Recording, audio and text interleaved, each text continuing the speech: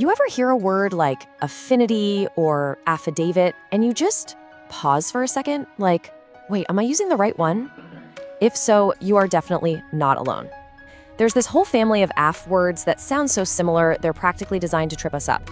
All right, so here are our culprits today: affected, affidavit, affiliation, affinity, and affirmation. Yeah, they all start the same, but trust me, their meanings are from completely different planets. And using the wrong one, it's not just a little slip up. It can totally flip the meaning of what you're trying to say. So in this explainer, we're gonna crack this code together. We are gonna break down every single one of these words, use some really clear examples to make them stick, and by the end, you'll be using them with total confidence. It's all about making what you say sharper, clearer, and way more precise. Let's start with a pair that often gets mixed up because they both have to do with connections, but they are very different types of connections. We're talking about affiliation versus affinity. One is about official groups, the other is all about personal feelings. First up is affiliation. The best way to think about this one is as a formal, official link. It's a public thing, like your affiliation with the company you work for or a club you've joined. It's the kind of connection you'd actually list on a resume. And this is a perfect example. The radio station and the concert hall aren't just friends who hang out.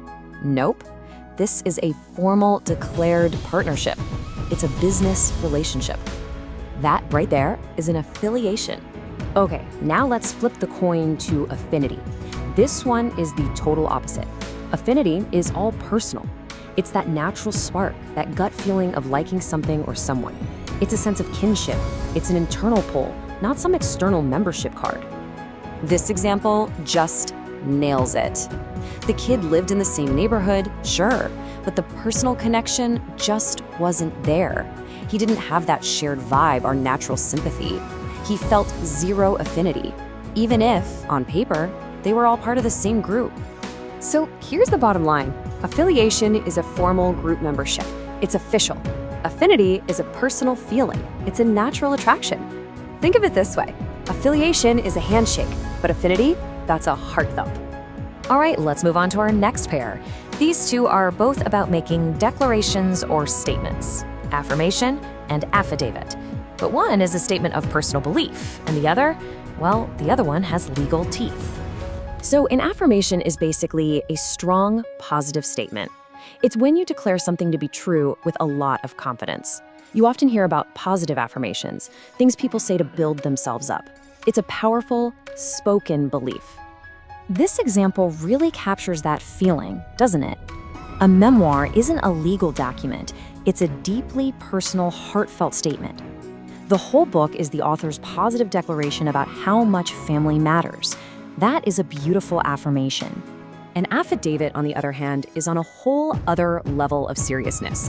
This is a written statement that you legally swear is the truth, usually in a court setting. We're talking about a formal declaration with very real consequences if you're lying. But here's where it gets really interesting. The origin story of the word affidavit is not only fascinating, but it also gives us this amazing trick for remembering what it means. It all comes down to a promise. So get this, the word itself comes straight from Latin, and it literally means that someone has made a formal pledge.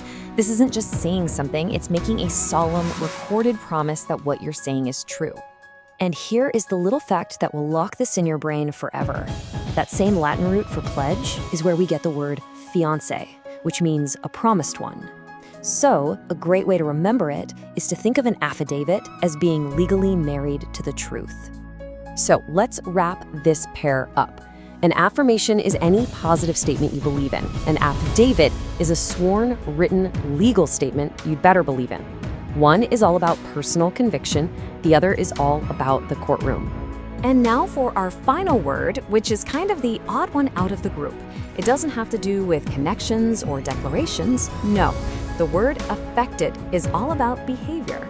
So when you describe someone's behavior as affected, what you're really saying is that they're putting on an act. It's artificial. It feels unnatural because it is. They're basically faking a certain attitude to try and impress people. Oh, this example is just perfect. You can picture it right now, can't you? That little girl isn't holding the cup that way naturally. She's copying a fancy behavior she's seen. It's put on, it's exaggerated, It is textbook affected behavior. And to really hammer it home, just look at some of these synonyms: strained, mock, unnatural, false, assumed. See the theme here? They all point to one thing: a total lack of genuineness. If a behavior feels forced, it's probably affected. Okay, we did it. We've broken down all 5 of these tricky words. Now, let's put all the pieces of the puzzle back together one last time so these ideas really stick with you for good. And here we have it, your ultimate cheat sheet.